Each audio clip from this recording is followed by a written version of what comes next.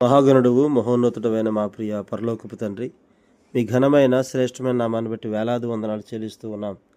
ప్రతిదినం మీ రీతిగా మీ పాదాల చెంత చేరి శ్రేష్టమైన మాటలు ధ్యానించడానికి మీరు ఇస్తున్న మహాకృపను బట్టి వందనాలు.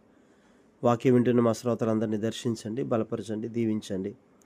కాంపిటేటివ్ ఎగ్జామ్స్, ముఖ్యంగా డిఎస్సి, బ్యాంక్, రైల్వే ఎగ్జామ్స్ రాస్తున్నారు బిడ్డలు. చక్కని జ్ఞానం ఇచ్చి నడిపించండి. మీ కృపలో బిడ్డలకు మంచి ఉద్యోగాలు ఇవ్వండి. మంచి ఉద్యోగాల్లో మా బిడ్డలను ఉంచండి. విదేశాల్లో ఉంటున్న బిడ్డలందరినీ దీవించండి, ఆశీర్వదించండి, బలపరచండి, ఆరోగ్యాలతో నింపండి. వారు చేస్తున్న డ్యూటీల విషయంలో మీకు ఆపుదలు ఇవ్వండి.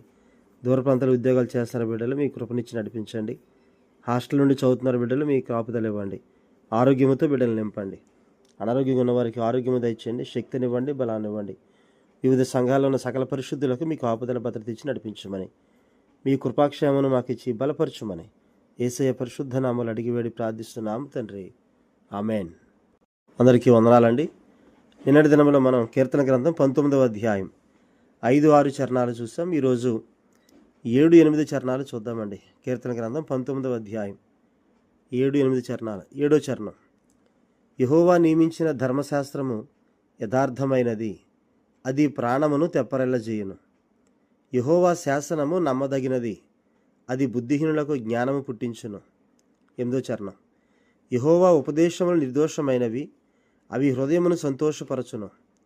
యెహోవా ఏర్పరిచిన ధర్మము నిర్మలమైనది, అది కన్నులకు వెలుగిచ్చును. 7వ వచనం మనకి దేవుని వాక్యం మనల్ని లేదా మనకు సవాలు చేస్తున్నట్టుగా తెలుస్తుంది. 8వ వచనం దేవుని వాక్యం మనల్ని ఆనందింపజేస్తుందనే విషయాన్ని మనకు అర్థమవుతూ ఉందండి. 7వ చరణం చూస్తే 7వ చరణంలో 8వ చరణంలో దేవుని యొక్క వాక్యానికి ఇచ్చినటువంటి పర్యాయ పదాలు అయినటువంటివి మనం చూస్తూ ఉన్నాం. 1 ధర్మశాస్త్రము, 2 శాసనము, 3 ఉపదేశములు, 4 ధర్మము. ఈ 4 కూడా దేవుని యొక్క వాక్యానికి పర్యాయ పదాలుగా ఇక్కడ రాసినట్టుగా మనం చూస్తూ ఉన్నాం. ఈ 4 గురించినటువంటి వివరణ ఒకసారి మనం చూద్దామండి. ధర్మశాస్త్రము అంటే ఒక వ్యక్తిని దేవునితో సరైన సంబంధములో నడిపేందుకు ప్రత్యక్షపరచబడిన దేవుని సంకల్పానికి ఒక సాధారణ పదంగా మనకు కనిపిస్తూ ఉంది. 2 శాసనము అంటే దేవుని గుణలక్షణాలను, సంకల్పాన్ని స్థిరపరిచే దేవుని యొక్క నిజమైన వాక్యం. యోహాను మొదటి పత్రిక 5:9 కూడా మాట చూడవచ్చు.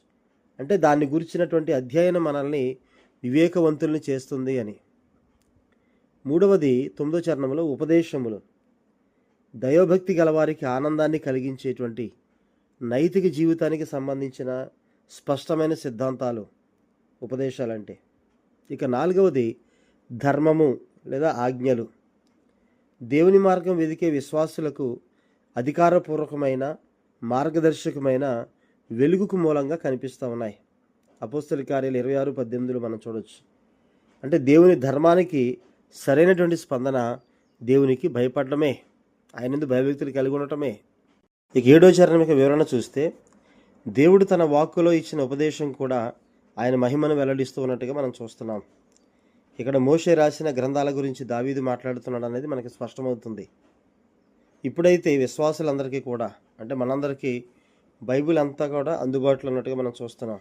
ఇది దేవుని యొక్క జ్ఞానాన్ని, ప్రేమను, ఆయన ప్రభావాన్ని, ఆయన మహిమల గురించి మరింత వివరంగా, సంపూర్ణంగా మనకి ప్రకటిస్తున్నట్టుగా మనం చూస్తున్నాం.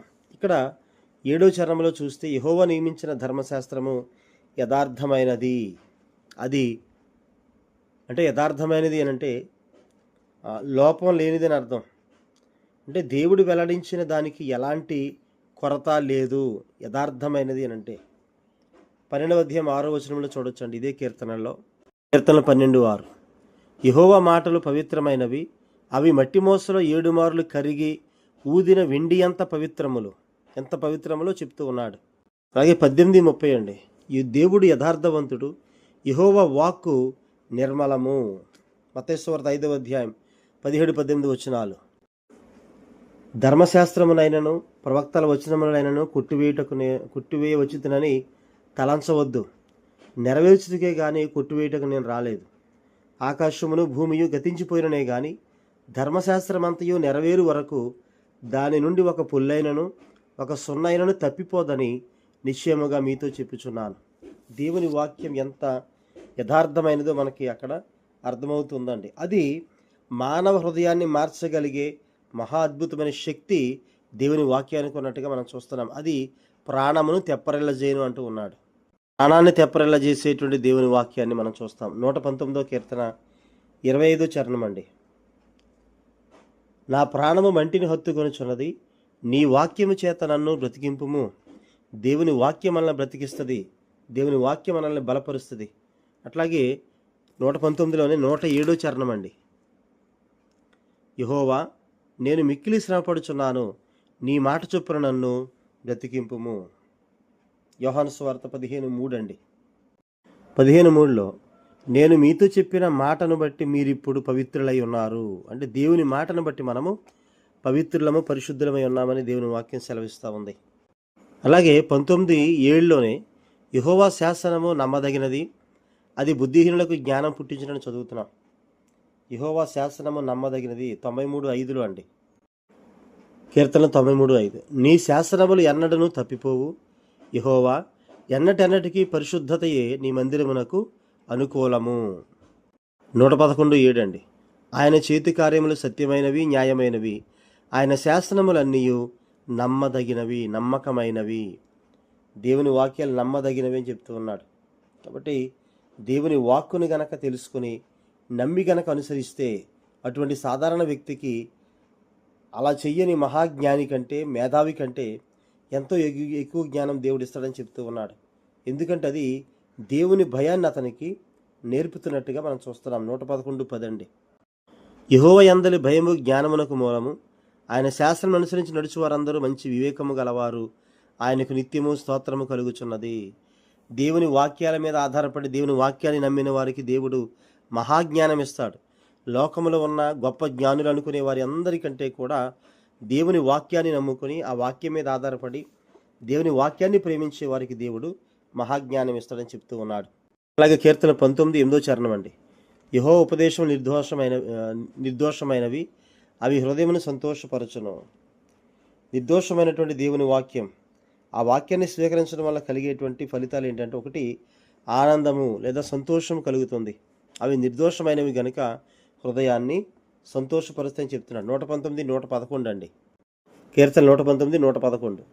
నీ శాసనములు నాకు హృదయానందకరములు, అవి నాకు నిత్య స్వాస్థ్యమని భావించుచున్నాను. హృదయానందకరములు, హృదయాన్ని ఆనందింపజేసేటువంటి గొప్ప కారకాలుగా వాటిని మనం చూస్తూ ఉన్నాం.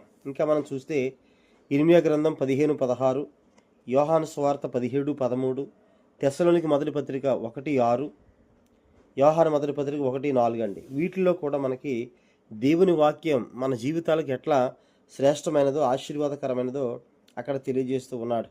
అట్లాగే 119, 105లో నీ వాక్యము నా పాదములకు దీపమును, నా త్రోవకు వెలుగునై ఉన్నది. అంటే దేవుని వాక్యం మనకి యథార్థమైనదిగా ఉండి ఆనందాన్ని ఇచ్చేది మాత్రమే కాకుండా ఆయన వాక్యం ద్వారా మన జీవితాల్లో ఆయన వెలుగునిస్తూ ఉన్నాడు. యెహోవా ఏర్పరిచిన ధర్మము నిర్మలమైనది, అది కన్నులకు వెలిగించును. మన జీవితాలను వెలిగించేది దేవుని వాక్యం అనే విషయాన్ని ఇక్కడ మనం చూస్తా ఉన్నాం. 119, 105 చూసాం. 130 చరణం కూడా మనం చూస్తే అండి, నీ వాక్యములు వెల్లడగుట తోడనే వెలుగు కలుగును, అవి తెలివిలేని వారికి తెలివి కలిగించును. దేవుని వాక్యం విడుదలవ్వగానే వెలుగు కలుగుద్దంటండి. అంత శ్రేష్టమైనటువంటి వెలుగు దేవుని వాక్యం ద్వారా మనకు అందించబడుతూ ఉంది. సామెతలు 6:23లో చూడొచ్చండి. సామెతల గ్రంథం 6వ అధ్యాయం 23వ వచనం.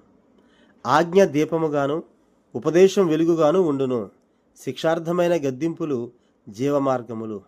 ఆజ్ఞ దీపంగా ఉంటుందంటే మనకి, ఉపదేశము వెలుగుగా, దేవుని యొక్క ఉపదేశాలు, దేవుని వాక్యాలు, ఆయన శాస్త్రం, ఆయన ధర్మశాస్త్రము, ఆయన అటువంటి ఏ పేరు పెట్టినా కూడా అవన్నీ కూడా దేవుని వాక్యాలే. ఆ వాక్యాన్ని బట్టి మనము దేవుని దగ్గర మనం ఈ ఆశీర్వాదాలు పొందుకుంటున్నట్టుగా మనం చూస్తూ ఉన్నాం.